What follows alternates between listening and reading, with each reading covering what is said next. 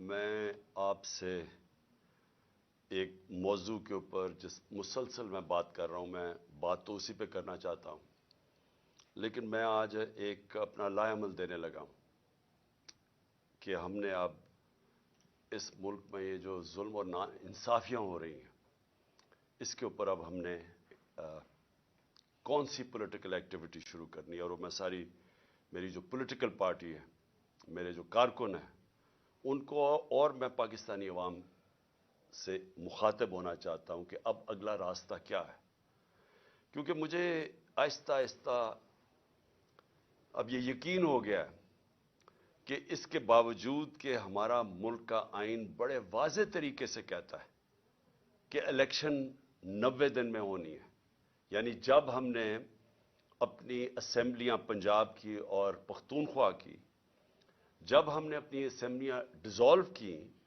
تو ہم نے اس نالج سے کی کہ پاکستان کا جو آئین ہے وہ واضح کر دیتا ہے کہ 90 دن کے اندر الیکشن ہونے ہیں۔ 91 دن کا مطلب یہ کہ جو بھی گورنمنٹ ہے وہ غیر آئینی ہوگی، یعنی یہ جو چیف منسٹرز کیئر ٹیکر کے اپوائنٹ کیے گئے ہیں، 91 دن ان کے اوپر آئین کی وہ شک لگتی ہے جس میں یہ آئین کی خلاف ورزی کر رہے ہیں، تو وہ ساری جو سزائیں اس کے ساتھ ہیں وہ ان کے اوپر لاگو ہوتی ہیں۔ اور اس کے اندر جو الیکشن کمیشن ہے، جو چیف الیکشن کمشنر ہے، اس کا جو رولز اب تک سامنے آ رہا ہے کہ اس کے باوجود کہ اس کو پتہ ہے کہ پاکستان کا جو آئین ہے وہ 90 دن کے اندر الیکشن کروایا تھا جب ہماری اسمبلیاں ڈیزالو ہوئی، تو نہ گورنر نے ابھی تک اس کے اوپر چلا ہے، دونوں گورنرز نہیں چلے، نہ الیکشن کمیشن اس کے اوپر چلی۔ اور جو سب سے حیرتناک بات ہے کہ الیکشن کمیشن بے بسی ظاہر کر رہی ہے کہ جی پیسے نہیں ہیں، وہ کوئی گورنمنٹ کا ادارہ میرے ساتھ تعاون نہیں کر رہا، کہ جی وہ کوئی کہتا ہے ہر قسم کی ہم خبریں پڑھتے ہیں کہ جی پولیس نہیں ہوگی تو فوج نہیں ہوگی۔ تو میرے پاکستانیوں یہ سمجھ جائیں کہ جس دن پاکستان کے آئین کے اوپر کوئی عمل نہیں ہوتا اور پاکستان کی جوڈیشری عمل نہیں کروا سکتی، یعنی جوڈیشری فیصلہ کرتی ہے کہ یہ ہونا چاہیے آئین، اور یہ آئین کیونکہ جوڈیشری تو آئین کی انٹرپریٹیشن کرتی ہے، تو وہ جب ایک چیز سامنے رکھتی ہے کہ یہ واضح آئین میں، اور اس کے بعد کوئی بھی حکومتی کوئی بھی ادارہ ڈپارٹمنٹ یہ کہے کہ ہم جی اس میں تعاون نہیں کر سکتے، اس کے بعد ملک کا قانون ختم ہو گیا۔ اس کا مطلب یہ کہ جب آپ کے ملک کے آئین کے اوپر پاکستان کی عدلیہ عمل ہی نہیں کروا سکتی، تو یہ سمجھ جائیں کہ اس سے بڑی بربادی ایک ملک کی نہیں ہو سکتی۔ جنگیں ہار کے ملک بچ جاتے ہیں، پھر سے کھڑے ہو جاتے ہیں۔ ایٹم بم، 2 ایٹم بم کے بعد ایک ملک 10 سالوں میں خوشحال ہو گیا۔ بم، جنگیں، زلزلے یہ تباہ نہیں کرتے ملک کو۔ ملک تباہ ہوتا ہے جب اس ملک کا انصاف ختم ہو جاتا ہے، جب اس ملک میں رول آف لا ختم ہو جاتا ہے، جب اس ملک کے جو بنایا ہوا آئین ہے اس کے اوپر عمل ختم ہو جاتا ہے، اور جب ججز اپنی ججمنٹ سے ایک ملک کے اوپر امپوز نہیں کر سکتے۔ تو ہم آج ادھر کھڑے ہو گئے ہیں، ہم آج ادھر کھڑے ہیں کہ ہم تماشا دیکھ رہے ہیں۔ میں پولیٹیکل پارٹی کا ہیڈ ہوں، ہم انتظار کر رہے ہیں کہ کب 90 دن کے الیکشن کا کب شیڈیول آئے گا۔ ہم نے پھر سے میں کہتا ہوں کہ میں کوئی پاگل تو نہیں تھا کہ میں اپنی 2 گورنمنٹس گرا دوں، ڈیزالو کر دوں۔ ہم نے تو آئین کو سامنے رکھتے ہوئے ڈیزالو کیا۔ پہلے ہم ان کو کوشش کرتے رہے، ان کو کہتے، یہ جو امپورٹڈ حکومت آئی ہے ان کو بار بار کہتے رہے کہ دیکھیں یہ ملک آپ نہیں چلا سکتے، آپ کے پاس پبلک مینڈیٹ نہیں ہے۔ الیکشن سے جو آتا ہے اس کے پاس مینڈیٹ ہوتا ہے، جو آکشن سے آتا ہے، یعنی جو لوگوں کے ضمیروں کی قیمت لگا کے کروڑوں روپے حرام کا پیسہ خرچ کر کے لوگوں کو خرید کے گورنمنٹ کراتا ہے، اس کے پاس پبلک مینڈیٹ نہیں ہوتا، وہ اس ملک کو کبھی بھی نہیں سنبھال سکتا تھا۔ جدھر مشکل فیصلے کرنے پڑے، یہ کہتے نہیں جی ہم نے بڑے مشکل فیصلے کیے، انہوں نے کیا مشکل فیصلہ کیا؟ قیمتیں بڑھا دی، یہ کوئی مشکل فیصلہ ہے کہ آپ آگے ہر بجلی کی، گیس کی، سب کی، اور یہ جو قیمتیں بڑھاتے جا رہے ہیں کہ جی ہمیں آئی ایم ایف نے کہا. ہم بھی آئی ایم ایف کے نیچے تھے، ہم 2.5 سال آئی ایم ایف کے نیچے تھے، ہمیں بھی کہا جا رہا تھا قیمتیں بڑھائیں. ہم نے اپنے ملک کی دولت بڑھائی، ہم نے ویلتھ کریشن کی، ہم نے وہ اپنے ملک میں زیادہ ڈالرز، تاریخ میں سب سے زیادہ ڈالرز لے کے آئے. ہم نے پوری کوشش کی کہ ہمارے ملک کی جب دولت بڑھے گی تو ہم قرضے واپس کریں گے. انہوں نے آ کے آئی ایم ایف کے کندھے پہ بندوق چلائی، ساری چیزیں مہنگی کر دی کہ جی آئی ایم ایف کہہ رہا ہے ہمیں، اور لوگوں کی کمر توڑ دی. اور جو آمدنی تھی جس سے ہم نے قرضے واپس کرنے تھے وہ سکڑ گئے. نہ ہماری ایکسپورٹس بھی نیچے آ گئی، ریمیٹنس بھی نیچے آ گئی، اب ٹیکس کلیکشن نیچے آئی کیونکہ انڈسٹری بند ہو رہی ہے. جو ہماری پیداوار تھی، جو کسانوں کا حال ہے، وہ اب کسانوں کی پیداوار جب نیچے آئے گی تو ہم نے قرضے واپس کیسے کرنے ہیں؟ حل یہ تو نہیں ہے کہ اور مزید اور قرضے لیتے جاؤ، حل تو یہ ہے کہ ملک کی دولت میں اضافہ کریں تاکہ ہم قرضے واپس کریں. تو ان کے لیے جو مشکل اب ہے گورنمنٹ کے لیے، وہ ایک ہی تھی کہ کسی طرح یہ ملک میں ری اسٹرکچرنگ کروا دے. جو کرائسس آتا ہے اس کے اندر ہم ملک کے اندر اصلاحات کر دیتے، ہم اپنی آمدنی بڑھانے کے وہ سارا جو گورننس سسٹم ہے وہ چینج کر دیتے. وہ یہ اب کر نہیں سکتے کیونکہ ان کے پاس مینڈیٹ بھی نہیں ہے، نہ ان کے پاس صلاحیت ہے. لیکن میں آج اپنی قوم کے سامنے جو بات کہنا چاہتا ہوں کہ دیکھیں، اگر کسی کا خیال ہے، یہ میں پہلے بھی کہہ بیٹھا ہوں، کہ کوئی بڑا قابل، کوئی جینیس، کوئی اکانومسٹ دنیا سے باہر لے آئیں اور وہ ہمیں کوئی ایسی اکنامک پالیسی دے جس سے ملک اٹھ جائے گا، تو آپ کو سمجھنا چاہیے کہ اکنامک پالیسی ایک ملک کی انوائرمنٹ کے اندر بنائی جاتی ہے. یعنی ایک ماحول ہوتا ہے جس کے اندر اکنامک پالیسی امپلیمنٹ کی جاتی ہے. یعنی آپ کی گورنمنٹ کیسے چلتی ہے. سب سے اہم چیز ہوتی ہے رول آف لا. وہ کیوں امپورٹنٹ ہوتی ہے کہ اس میں جب میں کانٹریکٹ، میں مثلا سرمایہ کار پاکستان میں پیسہ لگانا چاہتا ہوں تو کیا میں اپنا کانٹریکٹ انفورس کر سکوں گا؟ کیا عدلیہ میری انویسٹمنٹ کو پروٹیکٹ کرے گی؟ کیا ملک کے اندر کیا وہ رول آف لا یعنی قانون کو امپلیمنٹ کرنے کی کیا وہ صلاحیت ہے کہ مجھے اعتماد ہوگا کہ میں جب پیسہ لگاؤں گا تو اس کی حفاظت کی جائے گی؟ آج یہ حال ہے کہ جو لوگوں نے پاکستانی بینکوں کے اندر ڈالرز رکھے ہوئے تھے، آج ان کو ڈالرز نہیں مل رہے. یہ ان کو گارنٹی دی گئی تھی کہ آپ اپنے ڈالرز پاکستان میں رکھیں بینکوں میں اور ہم ان کی حفاظت کریں گے. آج وہ لوگ اپنے ڈالرز بینکوں سے نہیں نکال سکتے. یہ بھی یہ کانٹریکٹ جو سوشل کانٹریکٹ ہوتا ہے عوام میں اور حکومت میں، پہلے تو یہ اس کی نفی کر کے رکھ دی ہے.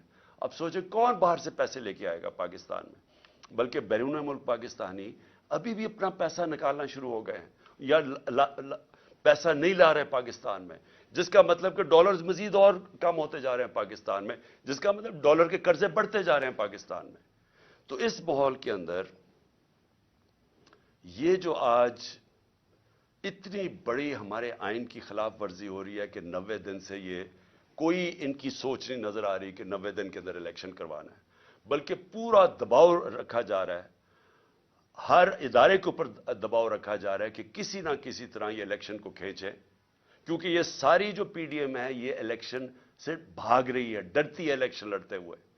ان کو پھر سے میں کہتا ہوں، یہ الیکشن سے گورنمنٹ میں نہیں بیٹھے، آکشن سے بیٹھے ہوئے ہیں. یہ ڈرے ہوئے ہیں الیکشن ہوگا یہ ہار جائیں گے. لہٰذا اس کا مطلب یہ ہے کہ آئین کی خلاف ورزی ہو جائے لیکن الیکشن نہ ہو. اور یا پھر یہ کوشش کر رہے ہیں جو میں نے بات شروع کی تھی کہ میں پارٹی کا ہیڈ ہوں، ہمیں ابھی تیاری ہونی چاہیے تھی الیکشن کیمپین کی، مجھے ابھی ٹکٹس فائنلائز کرنے چاہیے تھے لوگوں کے تاکہ وہ ہمارے سارے جو کینڈیڈیٹس اپنے حلقوں میں نکلیں، لیکن ابھی تک ہمیں ڈیٹ ہی نہیں مل رہی. اور یہ کدھر تک جائیں گے؟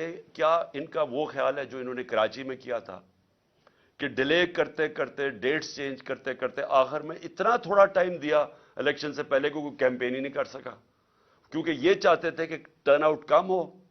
اگر لوگ کم نکلیں گے ووٹ ڈالنے کے لیے تو یہ سمجھتے ہیں کہ انہوں نے دھاندلی کر کے یہ الیکشن جیت سکتے ہیں. جو کراچی میں پیپلز پارٹی کا کراچی میں ووٹ بینک ہے ہی نہیں، کوئی پول سروے کر لیں، لیکن وہ الیکشن میں بڑا کارنامے دکھاتی ہے. وہ کیوں کر رہی ہے؟ کیونکہ لوگ نکلتے نہیں اور دھاندلی کا موقع مل گیا. ہماری جو تحریک انصاف کی کوشش، جو ہم 16 جولائی کا الیکشن جیتے، اس کے بعد جو ہم اکتوبر کے اندر نیشنل اسمبلی کے الیکشن جیتے، جو ہم 16 جولائی کو پروونشل اسمبلی کے پنجاب میں الیکشن جیتے، ہم کیسے جیتے؟ کیونکہ بڑا زبردست ٹرن آؤٹ ہوا. پبلک، وہ کبھی بائی الیکشن میں اتنی پبلک نکلی نہیں، اس لیے ہم جیت گئے. اور دھاندلی کے باوجود ہم جیتے. سب ایک ہی پیج پہ کھڑے تھے، ساری پارٹیز ایک طرف تھی، ان کو پوری اسٹیبلشمنٹ کی بیکنگ تھی، الیکشن کمیشن کے ساتھ ہی. کیونکہ پبلک باہر نکلے، ہم جیت گئے. تو اب یہ مجھے خوف یہ ہے کہ کوششیں کر رہے ہیں کہ اینڈ میں جا کے اگر الیکشن ہو، بھی پہلے تو کوشش ان کی ہے کہ الیکشن نہ ہوگا اگر اینڈ میں، تو اتنی کم ٹائم ہمیں کیمپین کا ملے کہ یہ اس کم کیمپین کو استعمال کرتے ہوئے یہ الیکشن جیت جائیں. یہ اس وقت جو ان کی ہمیں نظر آ رہی ہے، ان کی پالیسی. اور میں اس لیے اپنی ساری قوم کو کہہ رہا ہوں کہ ہم، اگر یہ ان کا خیال ہے کہ ہم چپ کر کے ان کو الیکشن کو چوری کرنے دیں گے، یہ نہیں کر سکتے. اور یہ اگر ان کا خیال ہے کہ ہر حربہ استعمال کریں گے، اور پورا پریشر انہوں نے عدلیہ کے اوپر اب ڈال دیا ہے، ساری کوشش یہ ہے کہ کسی طرح الیکشن آگے جائے، تو اس کے اوپر ہم نے فیصلہ کیا ہے کہ ہم یہ جو ابھی میں تحریک اناؤنس کروں گا، ہم اس میں اب نکلنے لگے ہیں. میرا ذرا دوسرا اسی کا پہلو، اب میں جو اگلا پہلو لانا چاہتا ہوں کہ دیکھیں، ہم جو یہ پچھلے 10 مہینے میں ہم نے دیکھا ہے کہ پاکستان کی تاریخ میں اس طرح انسانوں کی بنیادی حقوق کی کبھی ایسی خلاف ورزی، پامالی نہیں ہوئی جو آج ہے. کبھی اس طرح بے شرمی سے، یعنی اسٹیٹ پاور استعمال کی گئی سیاسی مخالفین کے خلاف جو اب ہو رہا ہے. میں نے اس کی کئی مثالیں میں کئی دفعہ بتا چکا ہوں کہ جو شہباز گل سے شروع ہوا تشدد، اس کو ننگا کیا گیا، اس سے جو ظلم کیا گیا جیل میں، مجھے ابھی تک افسوس ہے کہ کوئی ان لوگوں کے اوپر کارروائی نہیں ہوئی جو ذمہ دار تھے اس کے. اس کے بعد اعظم سواتی سے جو کیا گیا، اب جو اعظم سواتی سے کیا گیا، وہ قوم ہل گئی. خاص طور پہ پہلے تو جو تشدد کیا، اس کے بعد جو ایک ویڈیو کیسٹ، ویڈیو اس کی بھیجی گئی ان کی بیوی کو اور ان کی بیٹی کو. اس طرح کی چیزیں کبھی اس ملک کی تاریخ میں نہیں ہوئی کہ ایسی بلیک میلنگ اور ایسا اس ملک میں نہیں ہوا. اور اس کے بعد جو فواد چودھری کو اٹھایا، شیخ رشید کو اٹھایا، لیکن جو صحافیوں سے ہوا، میں اس لیے بار بار کہتا ہوں کہ یہ سارا کنیکٹڈ ہے. منہ بند کروانے کے لیے، بلیک میل کرنے کے لیے ساری کیمپینز کی گئی.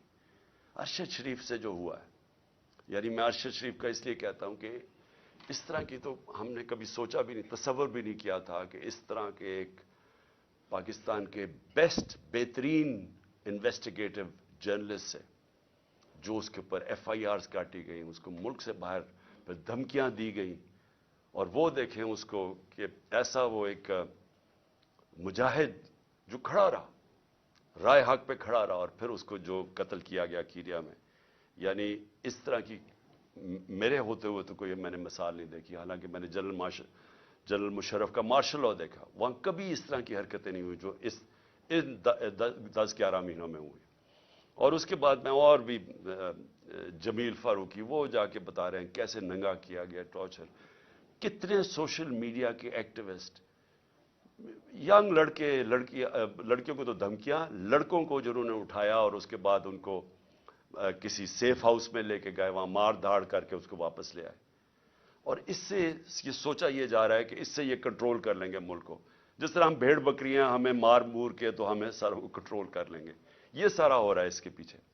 میں اس کے اوپر خاص توجہ ذرا دینا چاہتا ہوں کہ میری جو جے آئی ٹی ہے، میں یہ اس لیے آپ کے سامنے رکھ رہا ہوں کیونکہ میں یہ بار بار لوگوں کے سامنے اس چیز کو لے آیا ہوں. اس سے پہلے میں صرف کہنا چاہتا ہوں کہ 13 کی رات کو ایک ملتان کے اندر پیپرز درج کروانے کا جو ٹائم تھا، اس ایک انسیڈنٹ ہوتا ہے، نون لیگ کے اور تحریک انصاف کے کارکنوں میں کوئی تھوڑی جھڑپ ہوتی ہے. اسی دن رات کو नून लीग के कारकुनों को कुछ नहीं कहा जाता, एक दो के ऊपर एफआईआर काट देती है, उनको कुछ नहीं कहा जाता। 20 तहरीक इंसाफ के कारकुनों के घरों में उस दिन सारी रात 2-2, 3-3 बजे घरों में घुसे, वहां ना चादर और चार दीवारी की ना इन्होंने परवाह की। जिस तरह 25 मई में इन्होंने किया हमारे साथ, एमपीज के घरों में घुसे 2-2, 3 बजे। भाई आप पुलिस हैं, ये पुलिस से ये काम करवाया जा रहा है, तो लोग पुलिस से नफरत करेंगे या नहीं करेंगे? कौन सी दुनिया की पुलिस ये करती है? डाकुओं की तरह लोगों के घरों में घुसाते हैं 3 बजे और वहां जाके औरतों के सामने, उनकी फैमिलीज के सामने वहां खौफ फैलाते हैं और डराते हैं, धमकाते हैं, चीजें तोड़ के चले जाते हैं। ये कौन सी दुनिया में होता है? और किधर है इंसानों के? और ये कौन है? ये पॉलिटिकल वर्कर्स है। इन्होंने कौन सा जुर्म किया है कि ये जो 25 में कौन सा जुर्म किया था कि जो इन्होंने जिस तरह का जुल्म किया? और आज देखें कि ये जो केयर टेकर गवर्नमेंट जो होती है न्यूट्रल, इसका मतलब होता है कि ये बिल्कुल गैर जानिबदार होती है। केयर टेकर गवर्नमेंट ऐसी बिठाएं जो हमारे सख्त मुखालिफ, जिस तरह यह चीफ मिनिस्टर पंजाब का बैठाया हुआ है, इसकी चैनल देख लें, यह हमारा बदतरीन मुखालिफ है और आसिफ जरदारी का बगल बच्चा है। उसको लाके यहां बैठाया गया और वो आदमी जो कि जिसका किरदार मशकूक है, जिसने नैब में सेटलमेंट की हुई है, यानी करप्शन के अंदर पैसे दिए हुए हैं, उसको ऊपर लाके बैठा दिया। उसने सारे वो ऑफिसर्स, हमने 23 ऑफिसर्स की लिस्ट दी कि इन्होंने हमारे ऊपर 25 मई पर तशद्दुद किया, उनमें से 16 को यहां वापस लाके बैठा दिया और अहम पोजीशंस पे बैठा दिया। और उन्होंने फिर जो किया अभी से आते साथ ही, यानी हमें है केयर टेकर गवर्नमेंट जो हमने वॉलंटरली अपनी गवर्नमेंट्स डिसॉल्व की। आनी चाहिए थी केयर टेकर जो न्यूट्रल होनी चाहिए थी, हमारे मुखालिफिन को ऊपर बैठा के, और वो हरासा हो रहा है इस वक्त। हमारा अली साही हैं, मैं जरा एक और आपके मसाल, अली साही हैं दामाद चीफ जस्टिस पंजाब के, लाहौर हाई कोर्ट के।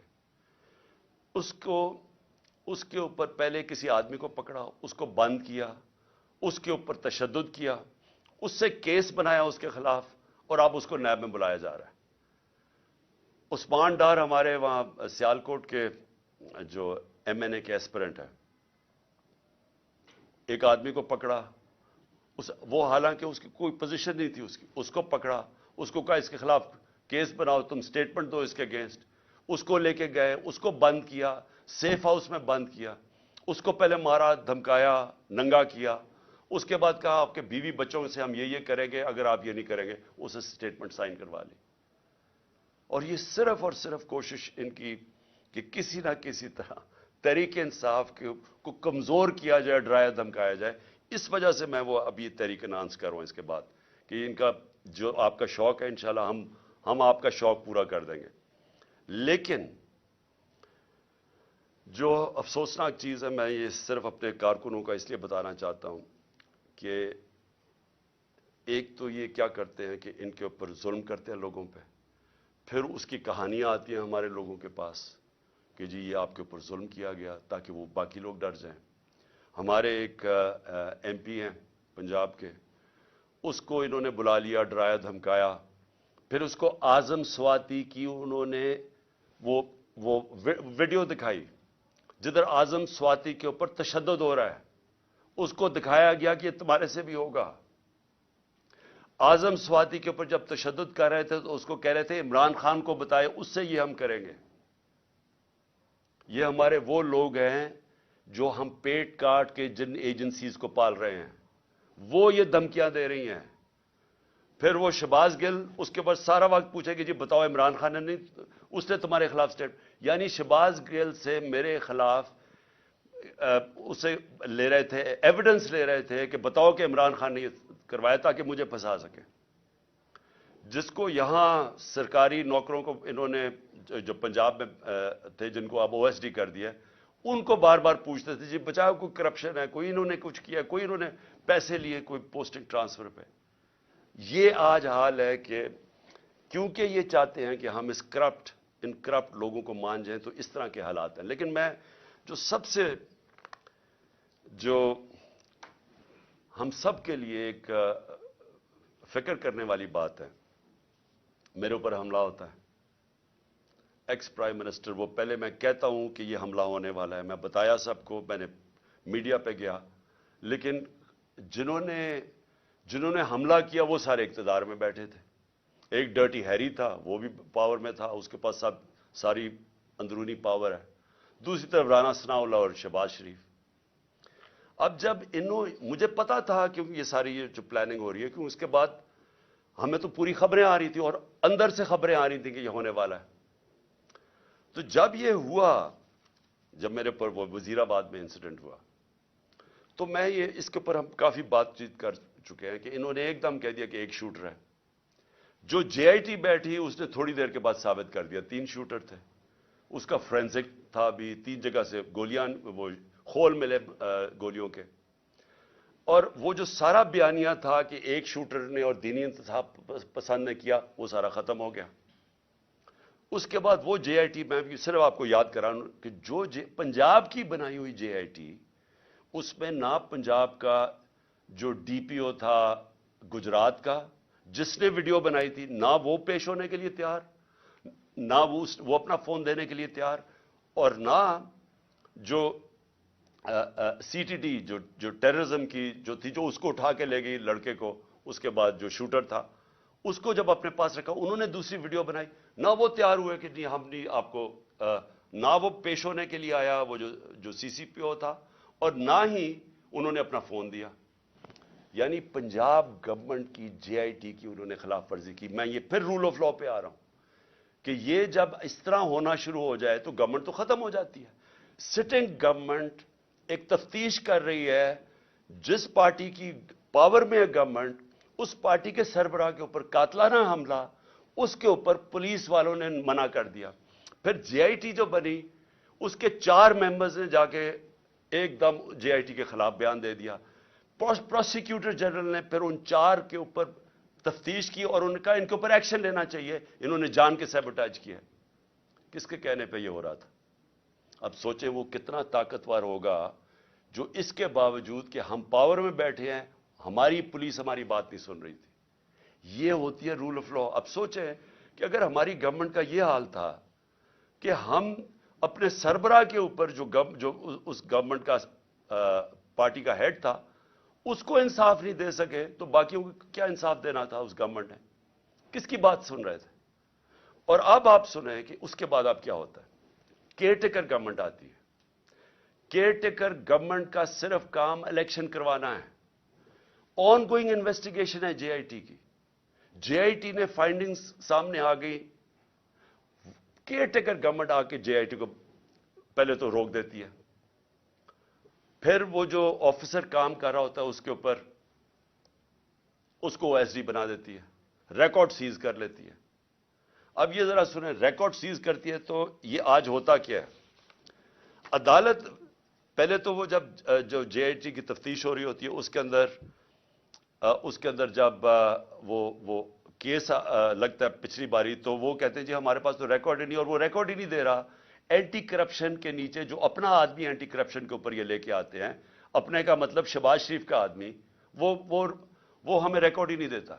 یعنی جے آئی ٹی کو جو عدالت کے سامنے وہ ریکارڈ ہی نہیں دیتا جو اس کے پاس ریکارڈ پڑا ہوتا ہے. پھر وہ جو عدالت اسے کہتی ہے، اینٹی ٹیررزم کورٹ جو گجرانوالہ کا ہے، وہ آرڈر کرتا ہے ڈی جی کو کہ ریکارڈ پروڈیوس کرے، ہمارے سامنے ریکارڈ لے کے آؤ.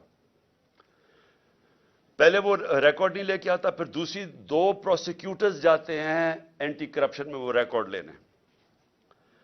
جب وہ وہاں جاتے ہیں تو پتہ چلتا ہے کہ صرف 11 صفحے رہ گئے ہیں، سارا ریکارڈ جے آئی ٹی کا غائب ہو گیا، اور صرف اس میں سے 11 صفحے رہ گئے، چن کے وہ 11 صفحے جن کا کوئی بیمان ہے. یعنی جے آئی ٹی کو سیبوٹاج کر دیا گیا اس نئی گورنمنٹ نے.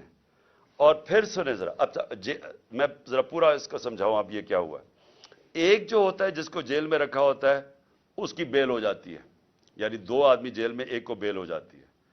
اور کیونکہ ہمارا کیس نہیں رجسٹر کرتی، کیونکہ پولیس میری ایف آئی آر نہیں رجسٹر کرتی، اور پولیس اپنی ایف آئی آر لے کے آتی ہے جس میں پولیس کہتی ہے ایک شوٹر ہے، جو جے آئی کا جو تفتیش ہوتی ہے اس میں پتہ چلتا ہے 3 شوٹر ہے، تو ان کی ایف آئی آر تو بے معنی ہوگی نا.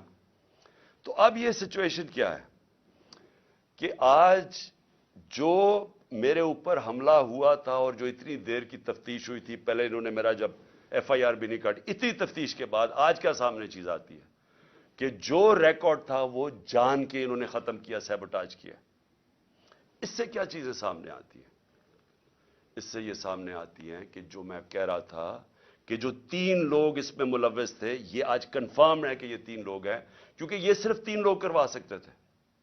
انہی کے پاس پاور ہے کہ یہ جے آئی ٹی کو سیبوٹاج کر سکتے. ان 3 کے پاس یہ سارے, اور جو میں نے پہلے دن کہا تھا کہ چیف جسٹس صاحب آپ سنیں اس کو کیونکہ مجھے انصاف نہیں ملے گا, وہ ثابت ہو گیا. کوئی انصاف ملنے کی اب توقع نہیں ہے کیونکہ انہوں نے سارا ریکارڈ غائب کر دیا. اور یہ کیوں کیا؟ کیونکہ ان کو پتا تھا کہ انہوں نے پکڑے جانا ہے. اس میں یہ ساری کڑی انہی کی طرف جا رہی تھی. اور اس سے یہ ثابت ہوتا ہے کہ جب مجھے عدالتیں بلاتی ہیں کہ جی آپ آ کے اپیرنس کرو, میرا سوال یہ ہے کہ میرے اوپر جب حملہ ہوا تھا تو میں تو اس سے 2 مہینے پہلے کہہ رہا تھا کہ میرے اوپر حملہ ہونے والا ہے. میں نے تو یہ بھی بتا دیا تھا کہ دینی انتہا پسند کے نام پہ میرے اوپر حملہ ہوگا. مجھے تو کسی نے نہیں بچایا, نہ کسی نے میری کوئی پرواہ کی کہ اس کے اوپر ایک اٹیمپٹ ہونے لگا ہے. اور کیونکہ کس نے بچانا تھا, جنہوں نے بچانا تھا وہ خود ہی ملوث تھے اس میں. اور تب ہی میں نے کہا تھا کہ اگر انہی کے اوپر چھوڑ دی تفتیش, یہ تو ہونے ہی نہیں دیں گے جو انہوں نے نہیں ہونے دی. اس سے اب آگے چلیں. اس کا مطلب کہ اگر یہ 3 لوگ ابھی بھی پاور میں بیٹھے ہوئے ہیں تو میری جان ابھی بھی خطرے میں ہے, کیونکہ ان لوگوں کے ہوتے ہوئے کون مجھے پروٹیکشن دے گا؟ کہ اگر یہ جو 3 ہیں وہ ڈرٹی ہیری ملا کے اور یہ جو رانا ثناءاللہ اور ان کے پیچھے ہے, تو کون پروٹیکٹ کرے گا مجھے؟ میں جب بھی میں جاؤں گا پبلک میں, ان سے خطرہ تو ان سے ہے, جنہوں نے پروٹیکٹ کرنا ہے وہ ان سے مجھے خطرہ ہے. اور یہ ثابت ہو گیا جے آئی ٹی سے. میں اگلی بات کرنا چاہتا ہوں بس آخر میں. رانا ثناءاللہ نے بڑے زوروں شوروں سے کہا کہ جناب کہ میں نے یہ ایک میرے پاس آڈیو ہے کسی جج صاحب کے اوپر, امپلائی کر رہا تھا کسی جج صاحب کے اوپر. 1996 میں جب بے نظیر کی حکومت گرائی گئی تو وہ ذرا ججمنٹ دیکھ لیں جس میں فاروق لغاری نے جب جو گورنمنٹ گرائی, تو اس کے اندر ایک سب سے بڑی وجہ کیا تھی کہ بے نظیر گورنمنٹ کو انہوں نے کہا کہ یہ فون ٹیپنگ کرتے ہیں, لوگوں کے فون ٹیپ کرتے ہیں. جو صدر نکسن امریکن پریزیڈنٹ, جو بڑا تکڑا پریزیڈنٹ تھا, اس کی گورنمنٹ گری کیونکہ اس کے اوپر یہ ثابت ہو گیا کہ یہ مخالفین کے ٹیلی فون کو ٹیپ کرتا ہے, اس لیے اس کو جانا پڑا. تو یہ تو خود ہی انٹیریئر منسٹر نے کہہ دیا ہے کہ ہمارے پاس ہم فون ٹیپ کرتے ہیں. اس کے اوپر ان کی گورنمنٹ جانی چاہیے. میں یہ سمجھتا ہوں کہ یہ جو طریقہ کار اس مافیا کا ہے, کیونکہ یہ پولیٹیشنز نہیں ہیں, مافیاز یہ چیزیں کرتے ہیں انصاف سے بچنے کے لیے, بلیک میل کرنے کے لیے. میرے اوپر بھی کہا جی میری ٹیپیں میں نے رکھی ہوئی ہیں. میں ایز پرائم منسٹر, میں نے عدالت میں بتایا ہوا ہے کہ میری پرائم منسٹر کی سیکیور لائن سے میری وہ مجھے انہوں نے ٹیپس بنائی ہوئی تھی, اور میری سیکیور لائن کے اوپر میرے پرنسپل سیکرٹری سے بات چیت انہوں نے ایجنسیز نے پبلک کر دی. تو اگر اس کے اوپر ایکشن نہیں لیا جائے گا, یعنی میں اب اپنی عدلیہ سے کہنا چاہتا ہوں کہ یہ تو ملک کو بالکل ہی, یعنی آپ پہلے تو یہ جو عدلیہ فیصلہ کرتی ہے اس پہ نہیں چلتے. فواد چودھری کو وہ ہائی کورٹ کے جج بلاتے گئے کہ ان کو پیش کرو میرے سامنے, اور آئی جی لے کے اس کو اسلام آباد چلا گیا. بار بار ان کو کہا گیا, 3 دفعہ جج نے کہا کہ میری عدالت میں پیش کرو, وہ اسلام آباد چلا گیا. تو اگر آپ یہ کریں گے, پہلے تو ان کی ججمنٹس پہ نہیں مانیں گے, اور پھر اس کے بعد ان کو بلیک میل کرنے کے لیے یہ حرکتیں کریں گے, تو ملک میں قانون تو ختم ہو گیا. تو اس لیے یہ جنگ ہے پاکستان کی. یہ جو جنگ میں آپ کو حقیقی آزادی ہے کیا؟ حقیقی آزادی ان قوموں کو ملتی ہے جس ملک میں قانون کی حکمرانی ہوتی ہے, رول آف لا ہوتا ہے, جو لوگوں کے فنڈامنٹل رائٹس پروٹیکٹ ہوتے ہیں, جدھر انویسٹر سرمایہ کار ان کو اعتماد ہوتا ہے ایک سسٹم کے اوپر, وہ قومیں خوشحال ہوتی ہیں. تو جس قوم میں जजेस की जजमेंट ही नहीं हो रही। मुझे बताएं कौन सा इन्वेस्टर आएगा पाकिस्तान में? कौन इस सिस्टम के अंदर बिलीव करेगा कि वो जब ये देख रहा है कि जज फैसला भी कर दे तो उसका कोई मुझे फायदा नहीं होगा? कौन आएगा इन्वेस्ट करने? और ये सबसे बड़ी वजह यह है कि हमारा मुल्क आगे नहीं बढ़ रहा। ये जो आप देख रहे हैं ना मौजूदा हालात, ये हालात तो एक बीमारी के सिम्टम्स हैं। ये जब एक फोड़ा निकलता है तो कैंसर की वजह से निकलता है, अंदर से तो कैंसर हो। ये कैंसर ये है कि यहां कानून नहीं है या इंसाफ नहीं है। इसकी कैंसर की वजह से कब्जा ग्रुप भी फिर रहे हैं पाकिस्तान में, कमजोरों की जमीनों पे कब्जा करते हैं। इस कैंसर की वजह से ताकतवर डाकू एनआरओ ले लाते हैं, अरबों रुपए की अपनी करप्शन माफ कर देते हैं, कमजोर सिर्फ जेलों में जाता है क्योंकि इंसाफ नहीं है। ये जंग सारी हकीकी आजादी की इंसाफ के लिए। ये जो 26 साल पहले मैंने अपनी जिंदगी में सफर शुरू किया था, इंसाफ की तहरीक, ये सिर्फ और सिर्फ ये मसला है पाकिस्तान का। इसलिए आज हम सबको कानून की हुक्मरानी के साथ खड़ा होना चाहिए। ये जो कर रहे हैं, ये जो माफिया ऊपर बैठा हुआ है और उनको बिठाया गया, इस माफिया के सामने हमें खड़ा होना पड़ेगा। मैं अनाउंस कर रहा हूं इंशाल्लाह बुध से वेडनेसडे को अपनी जेल भरो तहरीक। मैं अपनी सारी पार्टी को आज कह रहा हूं कि तैयारी करें। हमने शुरू करना है लाहौर से और हम फिर पाकिस्तान के बड़े बड़े हर अगले दिन बड़े बड़े शहरों के अंदर हम जेल भरने की अपनी तारीख शुरू करेंगे, जेल भरेंगे। हम क्या बताना की कोशिश कर रहे हैं? हम सबसे पहले तो अपनी कौम को यह कहना चाहते हैं कि अब खौफ के बुत को तोड़ दो। ये जो हम खौफ के सामने झुकते हैं, मैं सारों को बार बार वो मिसाल देता हूं कि कूफा के लोग सब जानते थे कि हजरत इमाम हुसैन राय हक पे हैं, लेकिन यजीद के खौफ की वजह से नहीं मदद करने आए। और वो आज तक, जब तक दुनिया रहेगी वो पछताएंगे, उधर के लोग पछताएंगे क्यों नहीं हम खड़े हुए। और इस्लाम की तारीख का सबसे बड़ा सानिया हमने होने दिया। वही आज हालात हैं।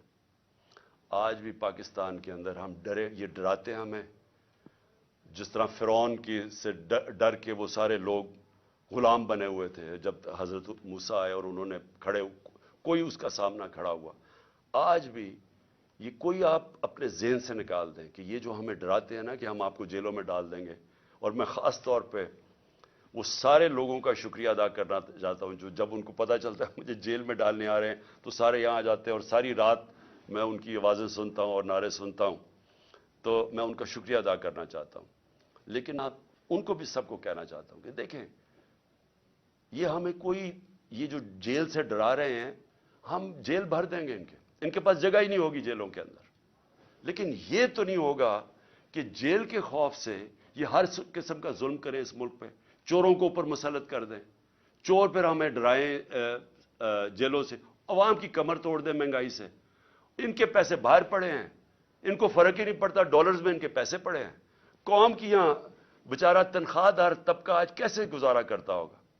ये अब इससे पहले ये जो अभी इन्होंने महंगाई की, अब ये जो मिनी बजट दिया है, इससे पहले अगर आपकी पिछले 1 साल पहले आपके बैंक में, बल्कि अप्रैल में 10 महीने पहले आपके बैंक के अंदर आपकी तनख्वाह थी, बैंक नहीं आपकी तनख्वाह महाना 30,000 थी, आज सिर्फ वो 20,000 रह गई है।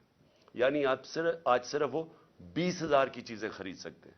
और अब एक और मजीद तूफान आ रहा है महंगाई का। जो आज महंगाई है, आज की शरह मेरे ख्याल में 30-32 थी, आज उससे भी ऊपर चली गई है, 38-39 पे चली गई है। इसका मतलब ये मजीद महंगाई अभी और बढ़ेगी। तो इनको तो फर्क ही नहीं पड़ता क्योंकि इनके पैसे बाहर पड़े हैं। और डॉलर्स का मतलब कि इनके पैसे पाकिस्तान के मुकाबले में उसमें इजाफा हो रहा है दौलत में, क्योंकि हमारा जिस तरह रुपए की कीमत गिरती रही और महंगाई बढ़ती जा रही है तो रुपया कम चीजें खरीदता है, लेकिन क्योंकि डॉलर्स में है वो डॉलर ज्यादा चीजें खरीदता है। तो इनको कोई नुकसान नहीं हो रहा। ये जो मुल्क में इस वक्त अजाब आया हुआ है महंगाई का। तो इंशाल्लाह बुध को मैं सबको, आज अपनी सारी कौम को भी, अपनी तहरीक, अपनी पार्टी को, सबको कह रहा हूं कि हम ये शुरू करेंगे और ये सारे पाकिस्तान के अंदर हमारी ये तहरीक जाएगी। पाकिस्तान जिंदाबाद।